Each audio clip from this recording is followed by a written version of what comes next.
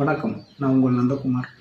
Fitness first channel மூலியமாக நம் உடலை எப்படி ஆரோக்கியமாக வைத்துக் கொள்ளலாம், உடற்பயிற்சி மட்டுமின்றி எவற்றையெல்லாம் பின்பற்ற வேண்டும் என்பதை சிறு உடற்பயிற்சி மூலமாக காண இருக்கிறோம். நல்ல உணவு, காய்கறிகள், பழங்கள், பருப்பு வகைகள், முளைக்கட்டிய பயிர்கள், காய்ந்த பருப்பு வகைகள் போன்ற உணவின் மூலமாகவும் நேரத்திற்கு உறக்கம், அதிகாலையில் துயில் எழுதல், தேவைக்கு நீர் அருந்துதல் போன்ற பழக்கங்களின் மூலமாக உடலை ஆரோக்கியமாக வைத்துக் கொள்ளலாம். அது மட்டுமின்றி சிறு சிறு உடற்பயிற்சி தினமும் அவசியமானது. உடல் வளர்த்தேன், உயிர் வளர்த்தேன்.